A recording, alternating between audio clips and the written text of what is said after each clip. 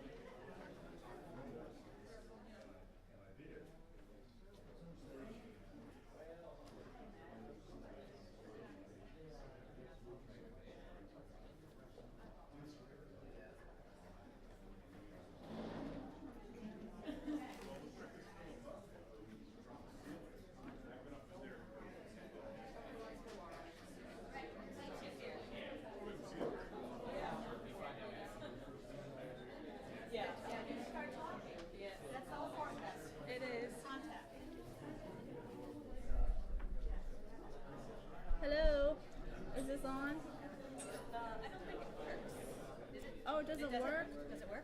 Really? Does it not work? It was on yesterday.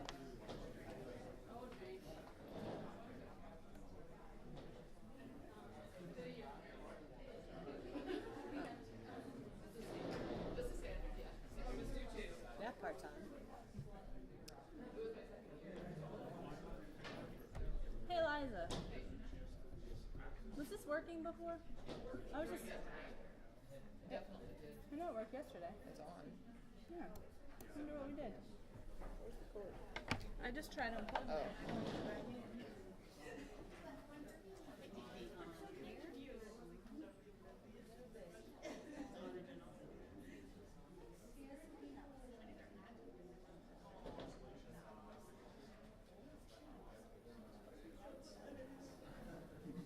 Oh, wait, I hear something. Yeah.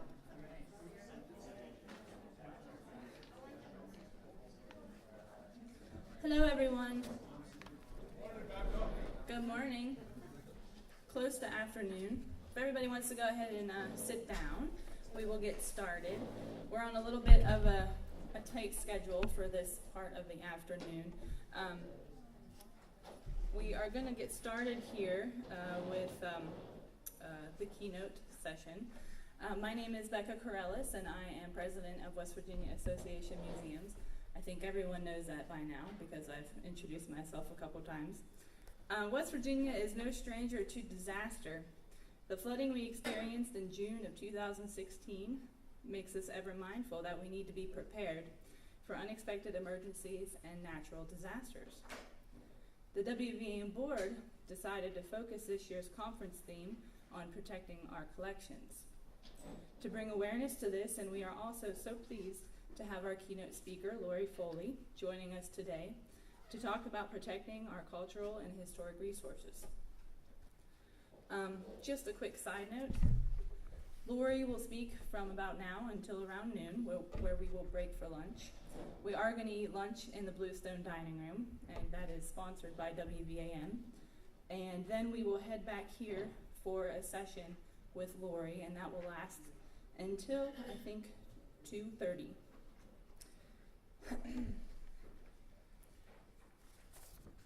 So now let me tell you a little bit about Lori. Lori. Was that your recorder, Eliza? Eliza, that was not me. Remember that. Oh, bad. All right, it looks like it's still working. Lori Foley is the administrator of the Heritage Emergency National Task Force, a partnership of 42 national service organizations and federal agencies, co-sponsored by FEMA and the Smithsonian Institution. Founded in 1995 to protect cultural heritage from the damaging effects of natural disasters and other emergencies, HENTF serves as a vital response and recovery resource following presidentially declared disasters, ensuring that local, county, state, tribal, and federal partners in the cultural heritage and emergency management communities work together to obtain needed assistance. Prior to joining FEMA and being detailed to the Smithsonian, Lori was Vice President of Emergency Programs at Heritage Preservation, where her responsibilities included connecting cultural stewards with emergency managers at all levels of government through such programs as Alliance for Response and the State Emergency Partnership.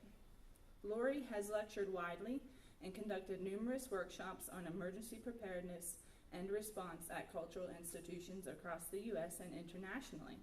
She is a member of the statewide Cultural Heritage Emergency Network, COSTEP, Massachusetts, and the International Association of Emergency Managers, and serves on the advisory board of Alliance for Response.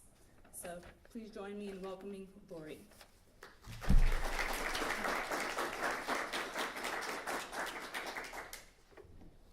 Can you see me over the sign in front of the podium? Maybe I should have brought a kick stool to help me.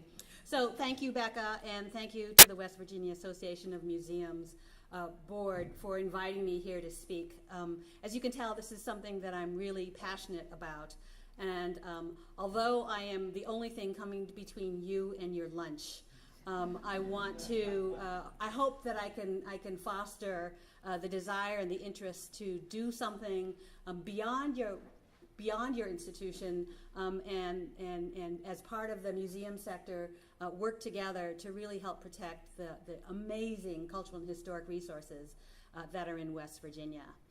I'd also like to thank the conference planners for shifting this. Originally, I was going to be speaking during lunch, and I wasn't that wild about it, although I don't think I told you that formally, because this gives me a chance to eat lunch and to socialize, and I'm also a very slow eater, and it saves me the embarrassment of having parsley in my teeth while I talk to you during the keynote, although I realize that could still happen after lunch, because I'm talking right after lunch.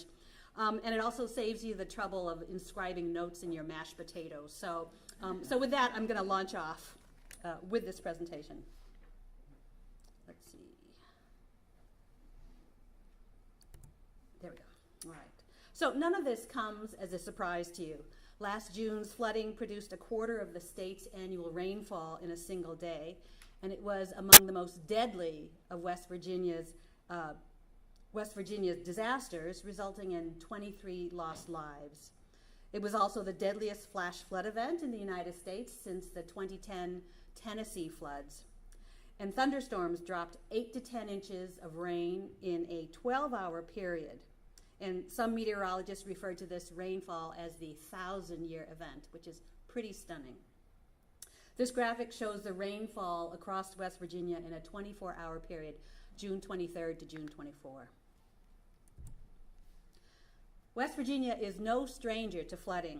This slide lists only 5 of the 7 major storm and flooding events that have been declared. So that means they've reached the level so high that it kicks in federal assistance. So these are 5 of the 7 events that have been declared since Hurricane Sandy in 2012. Again, West Virginia is no stranger to flooding. In 1748, according to local legend, floodwaters drove Robert Harper from the log cabin he had acquired from Peter Stevens. And does the term pumpkin flood, I wouldn't ask if it rings a bell, because that happened in 1753, but I found this little nugget thanks to the Google. It occurred in 1753, and it was named after the many pumpkins that washed away from nearby Indian fields near Harper's Ferry. The impact of the most recent disaster and the impact that's going to be felt in future disasters is felt keenly. The resulting damage to and the loss of cultural and historic resources can have a lasting impact on communities, and you know that firsthand. I'm here today to reinforce the concept that you, as the cultural stewards of these cultural and historical resources, that you can prepare to address disasters when they happen, because it's when they happen, not if they happen, or you can, at the very least, minimize the damage that happens to them. I attended an excellent session this morning by Lori and Jane on creating institutional disaster planning. And let's just first see, with a show of hands, how many of you have an institutional disaster plan for collections? This is only going to stay in this room, so don't have to worry. All right. So that's like the first step, that you need to be able to be prepared within your institution. But what I'm advocating for is when you get a handle on that, and as you're working on that, you also think about reaching out and think about the mutual assistance that can happen by knowing the cultural institutions, not just museums, but knowing the cultural institutions within your community. Because when a community is impacted, you all are facing the same types of disasters and events. And so having that relationship is all the more valuable. And I have some examples to show you of networks that exist across the country. So, the Kansas Cultural Heritage Emergency Resources Network, KCHERN as they call it. So this was started by the State Library of Kansas along with 7 partner institutions, and it was funded by the Institute of Museum and Library Services as part of their Connecting to Collections funding for the implementation grant. So they established this KCHERN site, and the KCHERN audience includes museums, libraries, archives, sort of the usual suspects, artists and galleries, and actually any cultural heritage institution. And as we all probably know, keeping up a website is extremely challenging, especially when the organization is all volunteer. And so the way that Katrin addressed that is they established a permanent collections emergency coordinating council to oversee and maintain that site.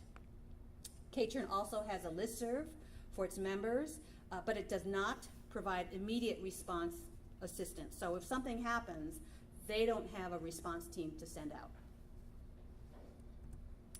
The Illinois Collections and Preservation Network, ICPN, is a consortium of Illinois museums, libraries, archives, and other preservation organizations.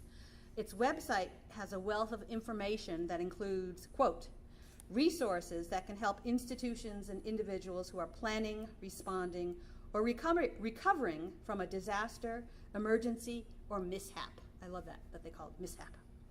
ICPN was formed in 2010, also as a result of the IMLS Connecting to Collections Planning Grant.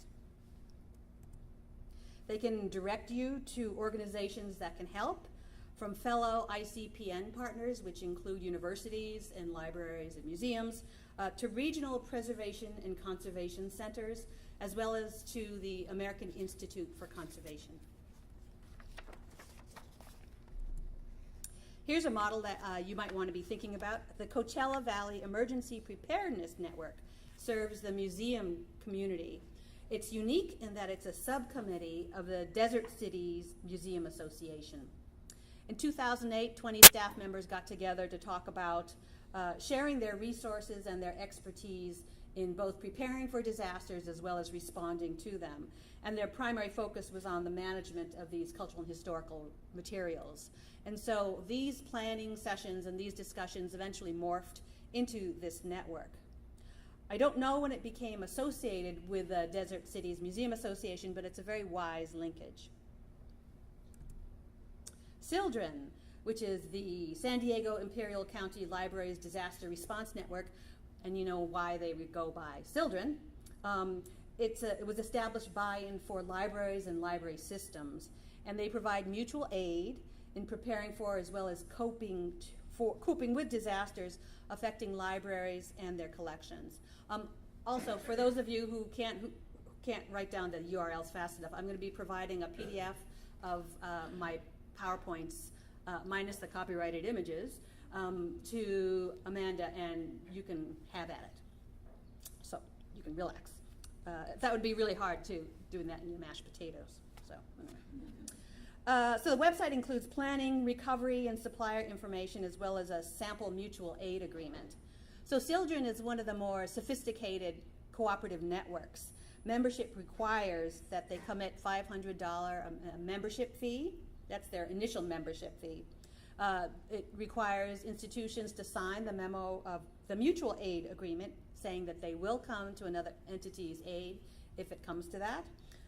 They have to appoint a staff member to the steering committee, and they have to maintain membership level, which is the same as membership fees. They have to pay a membership fee annually in order to be able to access a regional disaster supply cache.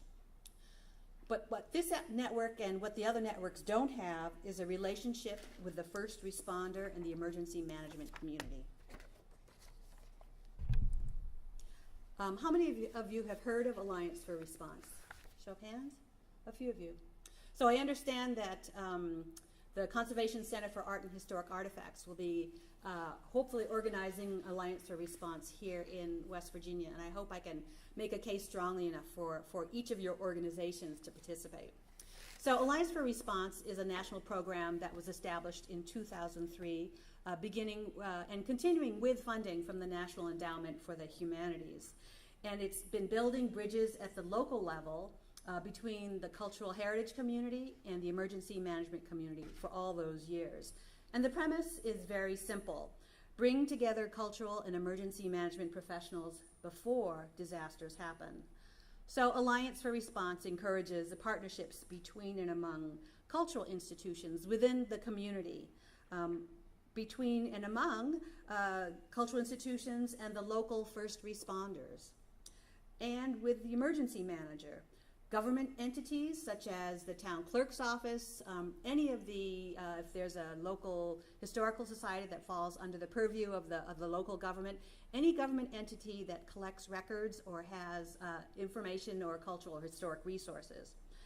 They also encourage involvement by non-governmental organizations, NGOs, such as VOADs, which are volunteer organizations active in disasters, or CERT, which are community emergency response teams. A one-day kickoff forum helps launch that dialogue between emergency managers and cultural stewards. The first 3 forums were conducted in 2003. First Dallas, second Boston, and third was Cincinnati. And I live in Boston, although I work for FEMA at headquarters in Washington, D.C. I telework to D.C. And so I've been involved with the Alliance for Response network in Boston since 2003, and it has helped propel a lot. I have to say that entity has provided and propelled a lot of information just because there's so many of us who are passionate about protecting cultural heritage. This map shows where the 29 kickoff forums have been held to date, and the most recent forums have been held in the Mississippi Gulf Coast, in the New York capital region, which is upstate around Albany, and in Pennsylvania. I'd like to sponsor one in Hawaii, but I actually grew up in Hawaii, so you can tell that by my accent, right? It's not Boston, no. My husband's from Boston, and so he's from Worcester. Foley. So he talks about how I laugh, and forest, not forest, and orange, not orange. And he says, where do you get your accent? Anyway, all right, back to the task at hand. Alliance for Response has 3 broad goals. The first one is to build relationships. One of the keys to preparedness is the relationship with first responders and emergency managers. They're often the first on the scene when an event threatens your entity, your organization, when something happens that might affect the life and safety. And they represent a local system for recovery and planning. And often, unfortunately, the emergency management community doesn't really have cultural and historic resources on their radar screen. It's not that they're not thinking about it, it's never been brought to their attention before. Emergency managers like to say the time to exchange business cards is not after a disaster. So that's why it's really important for you to think about reaching out to your local first responders. So how many of you, with a show of hands, how many of you know your local first responders or a local first responder? Whether they're firefighters, law enforcement, or some of you probably sleep with them. No. That sounds terrible. Can you tell I'm from New England? No. No, if you're married to them or are in a relationship with them. All right, we'll keep going then. So after lunch, I'll be providing tips on how you can connect with your first responders in the emergency management community. Legitimate tips on how you can establish that professional relationship. Okay. The second goal of the Alliance for Response is education. And for a meaningful dialogue to take place between cultural stewards and emergency managers, each party has to understand the vocabularies and the operations of the other. Cultural stewards need to know that structures, systems, and procedures already exist to plan for as well as to respond to emergencies. And the cultural heritage communities doesn't therefore need to create these. And as a matter of fact, they really shouldn't be creating parallel systems and procedures, because when disasters happen, it's the first responders who loom large and are in charge, and they're not going to be following what you are doing. You will have to follow what they're doing. Oops. All right, here we go. Let's see how I can do this right.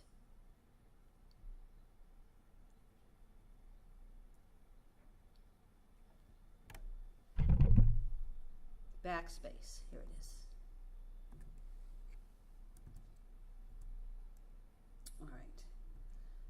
I don't have that picture. It disappeared. There was a picture of a book called Implementing the Incident Command System at the Institutional Level. And it's a book, it will be in the PowerPoints. It's a book written by the former state archivist of Georgia. And it talks about the incident command system and how you can operate it and actually understand it in the institutional setting. So how it would apply to your institution if a disaster happens there. And it explains the jargon, and so you can become a little more fluent with that jargon to know what it is that is expected of you. I also encourage you to take some lower level incident command system courses that are offered for free online by FEMA's Emergency Management Institute, because it gives you a sense of what ICS is and how it works and how you can even frame something at your institution based on that. When I was doing some training actually at the National Park Service at Harper's Ferry, we did an ICS incident based on planning a Thanksgiving dinner. The aunt or aunt, my husband says aunt, the aunt, and I would say auntie, coming from Hawaii, the aunt who usually plans and prepares the Thanksgiving meal has fallen and broken her leg, and she can't do it. So how are you, she's asked you to be in charge, how are you going to delegate authority and pull off this wonderful meal, and you apply the incident command system principles to making that happen?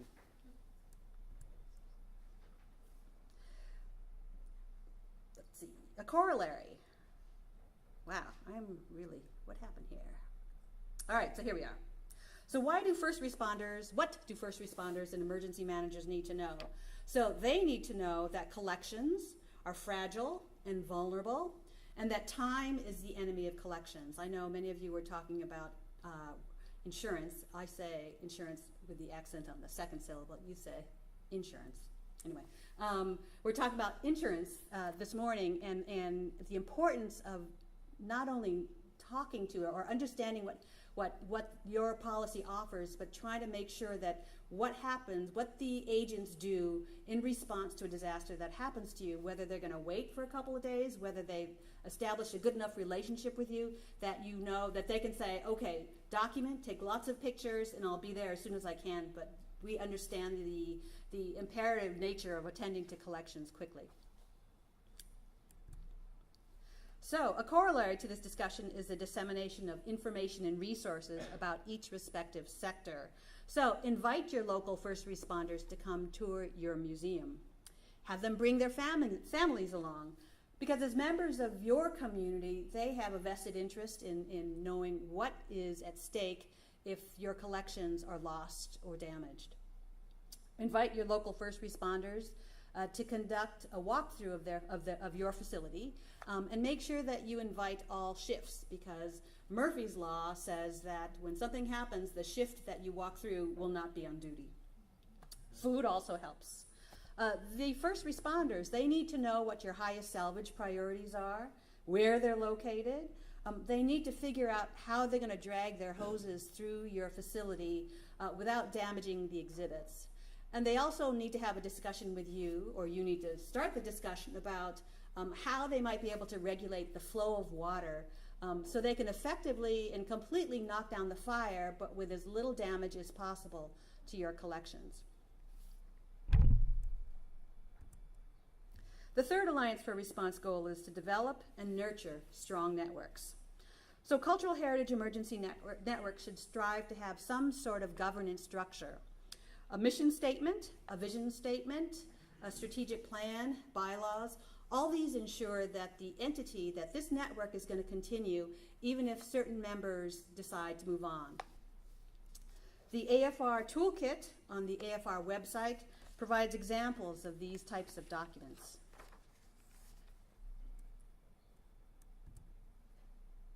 So here's a sampling of accomplishments by just some of the Alliance for Response networks. AFR Miami was launched in 2013, and it's an alliance of museums, libraries, archives, other cultural institutions, artists and museums, and most importantly, it includes the emergency managers. The focus is on Miami-Dade and Monroe County. So they're looking not just at the city of Miami, but they've sort of extended it. They have extended it to encompass 2 counties. They focus on communications, training, and networking. They have a listserv that's managed by one of the Alliance for Response co-chairs. And AFR Miami is one of the very, very few networks that is co-chaired by a cultural steward and an emergency manager, which has huge assets for the networks, the members that they serve. The emergency manager is a planner at the Miami-Dade County Office of Emergency Management. And he's also the head of the Recovery and Public-Private Partnership, so he already gets what's going on. So not only does he send out notifications about potential storm impacts, he also distributes information on behalf of the vibrant Miami cultural community. Alliance for Response Pittsburgh has a website of their own, which links back to the Alliance for Response main page, and the main page also links here. So they then can put up their most relevant information that they find that they think their members are interested in learning about. One message here, AFR Pittsburgh +1. So their message is, invite a colleague to a meeting, protecting our cultural heritage one more person at a time. And I just glommed on that. I just thought that was really wonderful. My husband will often get me up out of bed to say, wake up, it's time to protect our nation's cultural heritage. It's like, okay, back to the grind. And then he rolls over and goes back to sleep.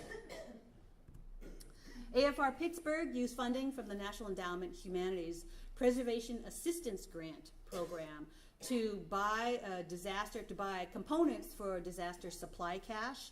And in addition to that, they did some emergency planning and talked about what's in the cache, figured out ways that they can use mutual assistance to help stock the cache, do training surrounding these materials. So this is something that you might consider, and if you're not considering this, think about other things that you can do. The National Endowment for the Humanities, the preservation assistance grants are for $6,000, up to $6,000. There's no match at all, so it's whatever it is that you want to do if it gets awarded. And they particularly like to award it to small institutions that have never applied for the preservation assistance grant, because they see the need for getting people on board and starting that preservation. So things can be staffing, putting together a disaster supply cache. It could be inviting a consultant to come and do a preservation needs assessment of your collection, to help you work on a disaster plan for your collection. Take advantage of it. I think it's a really great program. The deadline is May 2nd. HERA stands for the Heritage Emergency Response Alliance, and it was launched 10 years ago. They maintain a listserv and a blog for their members, and in addition to posting information about events and activities, HERA also posts information about approaching weather events, and we're very, very active in getting information out and keeping members apprised of what was going on. Because they had a connection to the emergency managers, they were able to feed information to their members via their blog and via their listserv to keep them apprised of what was going on following Hurricane Matthew. Savannah also has an Alliance for Response network called SHARE, the Savannah Heritage Emergency Response. And it's the second Georgia network that exists. This was the first Alliance for Response network to draw up bylaws. And because, as we all know, all volunteer organizations are always strapped for time and energy.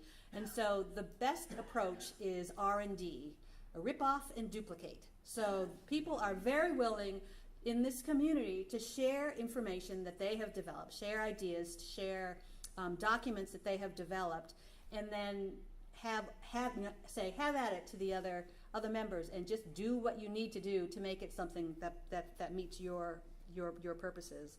They also used heritage preservation, risk evaluation, and planning program tools, which are also online and for free now on the Foundation of the American Institute for Conservation's website, to do an assessment for the historic structures and institutions in historic Savannah. 2 days ago now, The two networks, Savannah Share and HERA, participated and actually co-led a disaster coordination call that was run in conjunction with the national, or I guess it was the regional FEMA exercise called Vigilant Guard 17. And so while the emergency management community was doing their response and figuring out how they were going to attend to life safety as well as protection, the cultural community had like a sidebar conversation about what they can do following an event and how they can collaborate better. And so the facilitated discussion talked about things like, what timeline, what's your timeline when there's a notice event? In this case, you know that a hurricane is coming. So what do you do 120 hours out, 96 hours out, 48 hours out? So they had a discussion about what they do. And some people, for instance, evacuate their collections.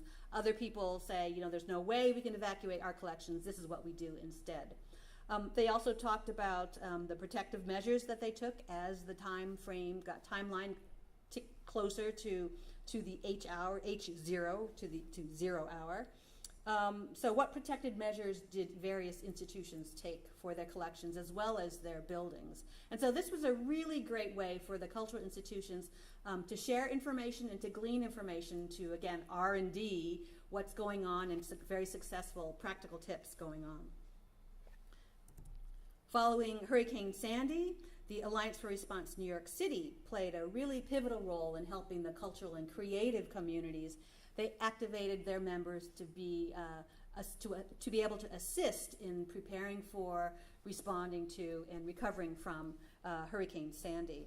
So AFR NYC served as a nexus of communication. They were able to communicate really well with their members, and they were also very closely tied in with the New York City Office of Emergency Management, which is a member of AFR NYC. So they were able to convey information from New York City Office of Emergency Management, for instance, saying, the following roads are flooded, you can't go there, but you can take these alternate routes, which help collecting institutions know how they can get to, what access roads are available for them to get to their collections, to check on them and respond to them. Note here, I don't know whether you can see it. Oh yeah, you can. Promoting disaster preparedness within the New York City art community. Alliance for Response really focuses on cultural institutions, but in New York City the exception was drawn because there were so many galleries that existed and artists that lived in that area, so they couldn't turn their backs on them.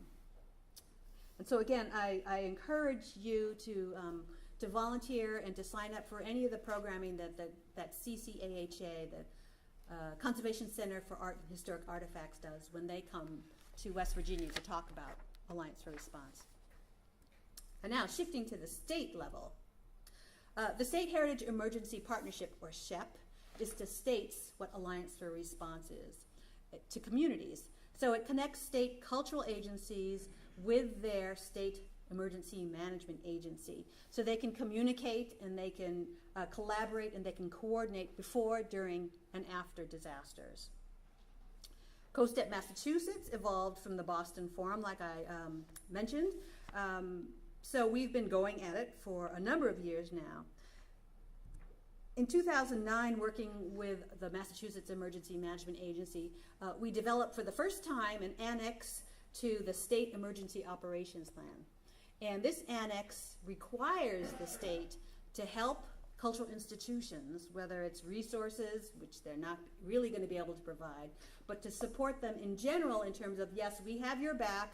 If we can help coordinate the movement of resources, if we can help connect one person with another, you have a seat, or we actually have a telephone, to the State Emergency Operations Center.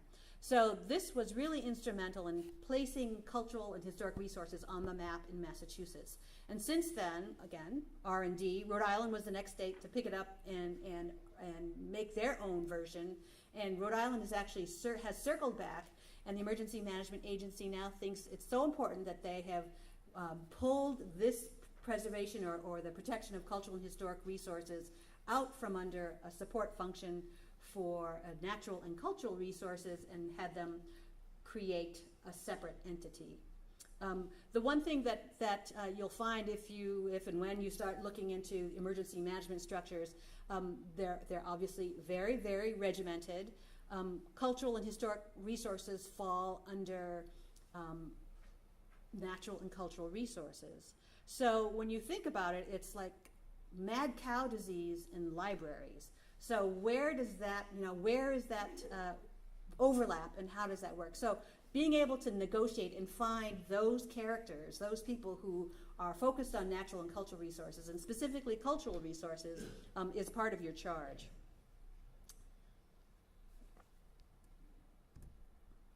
So these are examples of annexes to emergency management documents for counties. And so Chatham County, in which Savannah resides, the Savannah Network Share worked with their emergency management agency to develop a county annex, and Steve Detweiler of the Miami-Dade County Office of Emergency Management worked with the cultural institutions to develop something for business and industry, under which cultural and historic institutions fall.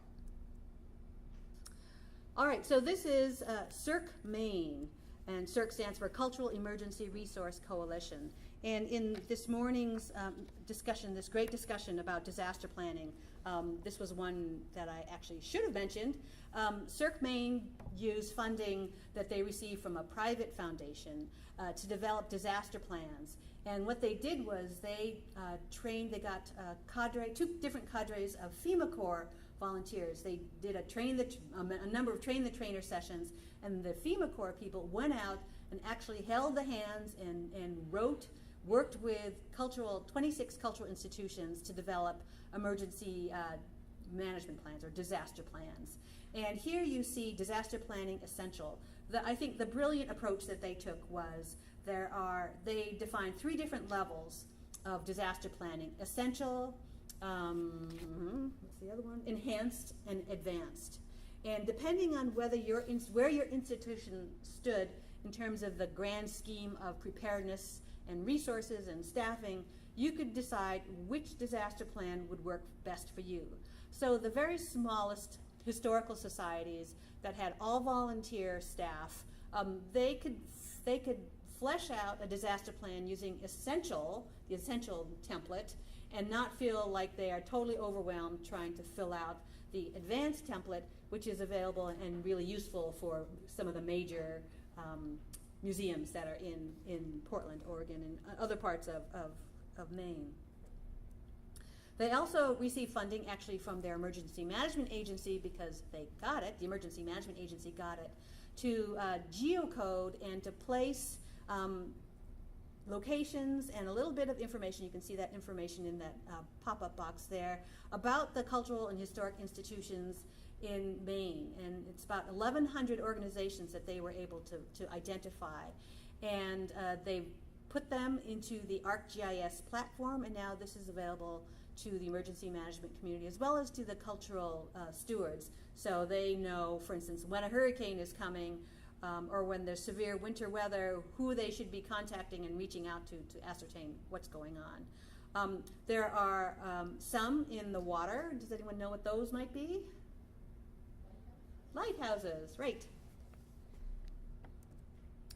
Colorado is one of the state networks that is co-led, again, by a cultural steward, someone from the state library, as well as the deputy state hazard mitigation officer in the emergency management agency, which again is an incredible relationship to establish. So here we see a house still standing amid the loss, amid the damage from a wildfire that hit the Colorado Springs area in 2013, I believe. Colorado was very lucky because they already had a strong cultural heritage emergency network that was started as an alliance for response network that then gradually grew as other cities and other interested organizations said, don't keep it just to Denver, let's try to expand this wider. And so when this 2013, one of many, many, many wildfires to have struck Colorado, occurred, the Colorado Task Force, as it's called, worked really seamlessly with the Emergency Management Agency, determining what was in the evacuation zone, the mandatory evacuation zone, which organizations, which historical societies, which ones might need assistance. For instance, there were some that were mining, and they obviously couldn't move their mining equipment, so what kind of mitigating activities might they be able to do to lessen the damage of potential fire coming. And so that was really an incredible way for them to coordinate. And so while they were coordinating those activities, I volunteered. I was at Heritage Preservation at the time, still heading up the task force. I volunteered to pull something together about saving family treasures. So how do you respond when, how can the public respond when they've lost or they have singed photographs, and what can they salvage? And so this was a really great way to work with Colorado, and the Office of Emergency Management continues that relationship as fires still continue today. And so that's an example of the Heritage Emergency National Task Force and how it fits in at the national level. And I'm just going to give you a little background about the Heritage Emergency National Task Force. So way back in 1989, there were two major back-to-back incidents. Hurricane Hugo struck the southeast, and the Loma Prieta earthquake in Northridge, California also struck. Then the Midwest floods came in 1993, and these events served to wake up the cultural community to realize, we don't have the ability to respond within our own institution, let alone do anything to help our neighbors. And so in 1994, a national summit was held that invited members from the museum, library, archives, historic preservation, and emergency management communities. So there were about 80 people there to talk about what can be done on a national level to help respond to cultural institutions. So as a result of that summit, in 1995, that HENTEF, the Heritage Emergency National Task Force, was established. And again, this was the very, very first time that something at a national level addressed cultural and historical concerns. So for the first 20 years, FEMA and Heritage Preservation, a private nonprofit, were co-sponsors of the task force. Heritage Preservation advocated for the protection of cultural heritage, and it served as its secretariat and provided administrative support. I hope some of you, even if you're not necessarily familiar with Heritage Preservation, are aware of some of these resources. So there's the Task Force, Alliance for Response, May Day. How many of you participate in May Day? Do one thing for emergency preparedness. There is a website that you can go to prior to May Day that has a whole bunch of ideas. It can be anything from just updating your phone list to having fire extinguisher training. It doesn't have to be big, but the idea is to motivate all cultural institutions to do one thing for emergency preparedness. There's a poster working with emergency responders. There's a field guide to emergency response, which is just going to press. A reprint is just going to press. That's a fill-in-the-blank template that gives you both action steps and you write down contact information. How many of you have heard of the emergency response and salvage wheel? Do any of you have that hanging there? That's also available, as well as the ERS, Emergency Response and Salvage app, which is available for free for Apple and BlackBerry, if you still have a BlackBerry, and Android devices. So in 2015, Heritage Preservation was dissolved, it folded. And so almost all of these resources, actually all the resources and initiatives that you see here moved to the American Institute for Conservation. And because Heritage Emergency, the task force, was something that did not come with funding and was difficult to maintain, the Smithsonian Institution decided to step up and replace Heritage Preservation as the co-sponsor. They saw the need, and the Smithsonian's a really good partner in that they have the experience and they have the resources to be able to support the task force in a way that a very small nonprofit was not able to. So now, as Becca mentioned in the beginning, we're co-sponsored by FEMA and the Smithsonian, and we recently changed the mission statement. It used to be protect cultural heritage from the damaging effects of natural disasters. So now we really spell out from the nations, states, tribes, territories, and local communities, because we want everyone to know that we work domestically with all these entities. And the Smithsonian also has programming that works internationally on emergency preparedness and response. So these are the 42 entities. There's going to be a pop quiz after lunch, so read fast. So these are the 42 entities that are both federal and service organizations. And the federal entities are in red and the service organizations are in black. Let's see. So the American Alliance of Museums, do I have that here? Yes. Phew. Is one of them and has been involved since before when it was the American Association of Museums. So HENTF has 5 objectives. The first is to provide education and training. So what you see pictured here is a training exercise that was conducted by the Smithsonian Institution in concert with an Italian, or I'd say an international preservation center, ICRAM. And the idea internationally was to be able to work not just with the local emergency responders and perhaps local government, but also with the military, which intervenes oftentimes following disasters. You might have seen pictures in Nepal that the people who were helping recover some of the temples that had been damaged were wearing military uniforms, because in many places the military is a party to the recovery efforts. And so this was a course, a 30-day course called First Aid to Cultural Heritage in Times of Crisis. And I think there were 26 individuals from 17 countries who participated in this month-long conference. And we're going to be doing, it was a course, I should say. The Smithsonian and HENTF will be sponsoring a week-long program similar to this, but much more tamed down for the domestic audience in November. And so watch out for a listserv announcements, because we'll try to get people from around the country. There won't be a huge number of seats, but we're going to try to get as many people as possible. So there will be an application process.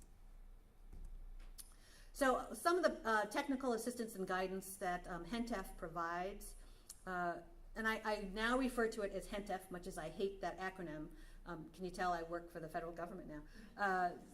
HENTF, because task force, in FEMA certainly, there are a gazillion task force, and FEMA has a predilection for acronyms, so instead of calling it the task force now, we all refer to it as HENTF.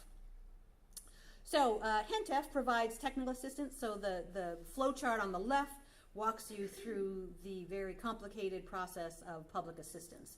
And so what we try to do is, one, encourage institutions to know and understand, at least be aware of the public assistance process, which will enable you to possibly get federal assistance following a major disaster. And the Guide to Navigating FEMA and SBA Disaster Aid for Cultural Institutions is a handbook on how this community specifically can navigate that process. I'm currently updating it, and I hope we can release this later this fall. Even though it's not that long a handbook, talking to people in North Carolina following Matthew, it was still too long. People in the aftermath of a flood, you cannot concentrate on an 18-page book and try to make sense of it. So this is something that we recommend. I certainly recommend reading in advance so you know what to be prepared for. This is the response and recovery resources page on the HENTF website, and HENTF appears on the Smithsonian's Cultural Rescue Initiative website, their landing page. So right now we just have response and recovery resources. We are planning to expand that to include preparedness and prevention resources, mitigation resources, and hopefully eventually be able to target audiences. So this is what emergency managers might be able to use. This is what the public can use. This is what cultural institutions can use. We coordinate the collection and sharing of incident-specific information. So on the left, which you can't really read, I distributed a number of preparedness tips to all the states that were in the path of Hurricane Matthew in advance, and I wrote to the state cultural agencies, the state emergency management agencies, and some of the regional museum associations and library associations. And on the right is an email that I wrote to someone in American Samoa with Tropical Storm Amos on its way. And luckily, I actually happen to know someone there because they are a member of the National Heritage Responders, as I am. But there are many places, including West Virginia, where I didn't know a soul. And so this is really a great opportunity for me to connect with you here, because it's all about networking. And if I don't know anybody in the state, the chances are really slim that I can do as much good as I can in states where I do have connections. So how many of you have heard of the National Heritage Responders? So this is something to know. That 800 number, or it's a 202 number, it's a 24-hour number. And it's a cadre of just over 100 conservators and preservation specialists who are trained to respond to disasters. And they staff a 24-hour hotline, which is that number listed there. And we have a listserv. And so if someone calls the hotline and says, I have a question about chainmail, and the person who's staffing that phone, for instance, me, I wouldn't know the first thing about chainmail. We can reach out to someone within the National Heritage Responders who is a specialist, who's a subject matter expert in metals, and they will get that answer. So when something happens to your collections, and we were having this discussion this morning in the disaster planning session, if you can't help them, you can direct them to these people, and they will get back to you with an answer. And it's a very supportive network. So that's a great one. They will deploy occasionally, funds allowing, and they will not salvage the materials for you, but they'll certainly walk you through some of the that they're in there getting dirty too, but they won't do it all the way to the end. They'll give you some to help you in the decision making, and they'll launch you on your way to recovering your materials, and will always be available if you have questions along the way. And they will also answer questions for individuals as well, but they often recommend going to the regional regional preservation and conservation centers. So here you see in the upper left, going clockwise, someone dealing with a collection that was damaged from the flooding in Minot, North Dakota. Someone working with the Hulihe'e Palace artifacts on the island of Hawaii following a tsunami. Moving around clockwise again, those women are working on a kapa quilt. Kapa is pounded birch fiber, or not birch, pounded fiber. And then the bottom two images are from a fire that affected the special collections in a Georgetown Public Library, Georgetown, D.C., Washington, D.C. Public Library. The fourth objective of the task force is to increase the incorporation of cultural and historic resources into disaster planning and hazard mitigation efforts. So when your municipal planners are planning and they don't think about the cultural institutions, that's not good, because when the responders are tasked to respond when something happens, and if it's not in the plan, they're not going to act on it. So it's really good to get cultural institutions on the radar screen. You can participate in planning committee meetings. Those are always open to the public. And just sort of raise your hand and say, and what about the cultural institutions in our community? What can you do? How can we contribute? And finally, good thing we don't have like 20 objectives, because you'd be here through lunch. The final objective is to provide information and guidance to the public. And this comes in the form of primarily fact sheets, but also because I'm now with FEMA, I was able to deploy to Louisiana for 3 months following the flooding in August.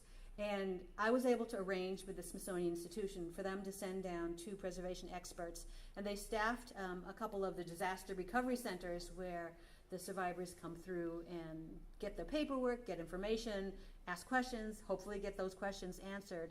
And so they staffed a table that talked about how people can salvage the materials, that some of them that had gotten damaged. And this was a successful pilot project. It was I also asked preservation folks from the Smithsonian to go down to South Carolina following the flooding of Hurricane Matthew, And in North Carolina is unique in that they also have their own state-level SWAT team for cultural resources, CREST, the Cultural Resources Emergency Support Team. So they were able to, I arranged with them to staff disaster recovery centers, and they did some really great messaging with the public, media interviews. So we're here to try to provide more information, and I think there's a lot more that can be done. So here are the fact sheets that I mentioned. After the flood is one of them. So did anyone ever see this? One of the problems of working at a large federal institution, large federal agency is, I will send the information to someone asking, can you please disseminate this information? And you never know whether it gets into the right hands. So did anybody see this anywhere? No, okay. So it's important that we get this kind of information out to the public sooner rather than later, long before they actually return, the public and organizations start returning to their institution. Following the fires, the wildfires in California, I took the information that was actually created back in 2013 from the Colorado fires and expanded that into a fact sheet that's available now. These are all posted online in the HENTF page of this FEMA library. And then the latest one is salvaging water damage family valuables and heirlooms. And this provides very cursory but very helpful information that walks you through the very preliminary steps that you can take to salvage those materials. So for instance, if you have photographs, rinse them in clean water and either clip them to a clothesline or dry them image side up on absorbent paper. So baskets, textiles, those kinds of ideas are on this. And the back side of this sheet also has a number of resources in it. So when you are, links to resources. So when you're writing your disaster plan, you can click on these. For instance, one of the resources are the conservograms and offered by the National Park Service. And they have something called Salvage at a Glance that tells you. So you don't have to, this is R&D again. You don't have to figure out where this information is, whether it's correct or not. It's been vetted, it's correct. Just stick it in as an appendix to your disaster plan. So preparedness messaging is something that I'm trying to push right now because it's so much easier, as you all know, it's so much easier to prepare for a disaster than it is to actually recover from one. So there has been a lot of I've had to do a number of media interviews through External Affairs at FEMA. I think there's a Q&A blog that's coming out through FEMA with some tips. And one of my messages is the ERS app. Get that app on your phone. It's really great. It walks you through and it's free. And the other preparedness issue that I push is just getting this FEMA app, which I have on my phone, and it tells me it gives me a little alert when something comes up in my county, what time. It's going to say thunder showers are going to be moving in and at 8:33, and I look at my watch and 8:32 and bam, the thunder hits. It's pretty amazing. So that's something else to get. And this is another preparedness message.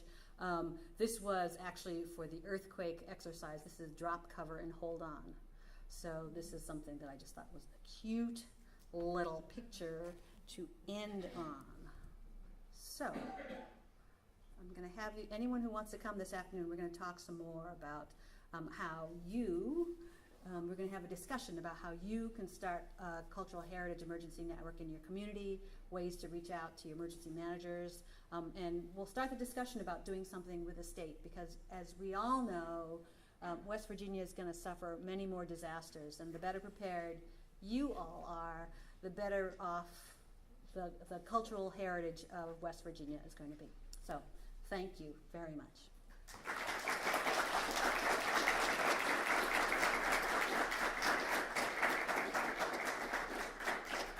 Are there any questions? And you can also hold the questions still this afternoon. I know you're hungry. You've been using a lot of gray matter all morning long. Okay, thank you.